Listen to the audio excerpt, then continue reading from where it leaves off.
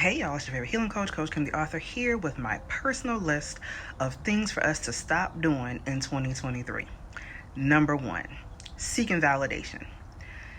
For a long time, I found myself seeking to be validated by everyone in my life, but mostly by my mom. And I was literally 38 years old when I realized that is what I was doing. And in all honesty, I didn't realize it on my own. My coach at the time pointed out to me, and then as I started working on myself, I could see not only that that's what I was doing, but I've been doing it with everyone in my life.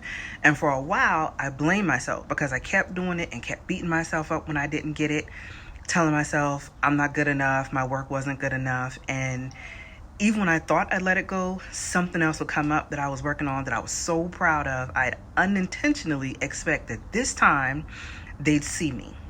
This time they'd be happy for me and proud of me, but all I kept doing was disappointing myself because I was expecting people who had always been this way to be and do something different based on my actions. The reality is the only thing wrong with seeking validation as an adult is the fact that it shows you didn't get it as a child. I see how my kids come to me when they've beaten a boss or something on these video games, and I know nothing about what they're talking about. And it took me a while to understand that as their mom, they know I don't know nothing about these games, and they don't care. All they want is a high five or a good job because it's important to them. And I'll be honest and say that it can be hard to give them that, not because I don't care about the game, but because if this wasn't deposited in me as a child, a preteen, a teen, a young adult, then I don't have anything to withdraw to then pour into them. I have to actively and intentionally program my mind to be able to give them what I know they need that I never got, so as to end the cycle and not have them end up like me, 42 years old and only 2, maybe 3 good years removed from the pain of needing to be validated.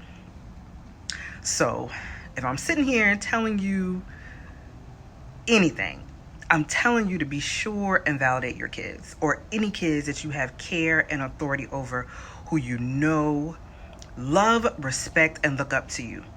Only to turn around and tell you that we're not seeking validation in 2023 doesn't really sound like it makes sense. But as adults, there comes a time when we, as unfair as it may be, have to stop blaming our childhood for everything we don't have and give it to ourselves.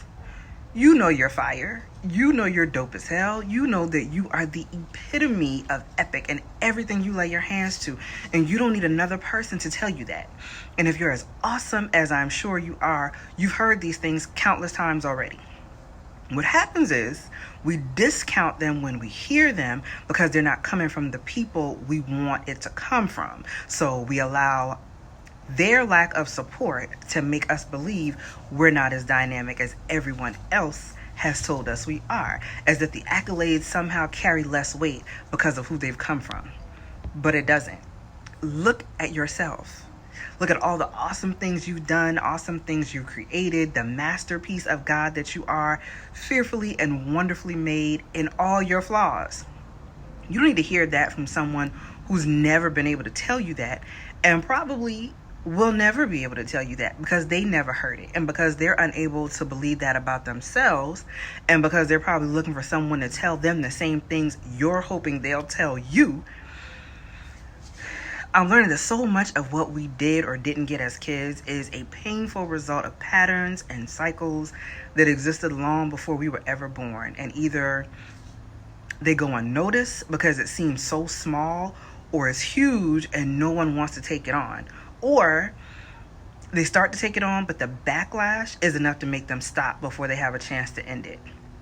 Maybe you think you can't break the cycle. It's just you. Who are you, and why does it have to be you? I thought that too. But if not you, then who? And don't think of it as breaking a cycle. Don't think of it as going against your family dynamic. Don't think of it like anything more than you doing for you and giving to you what you need, what your kids might need from you, and move in love.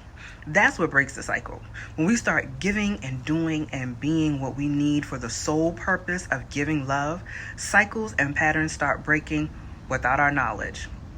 And before we know it, we built a generation that will build a generation that will build a generation that bears no residue of the heartbreak we endured. Till next time, stay blessed.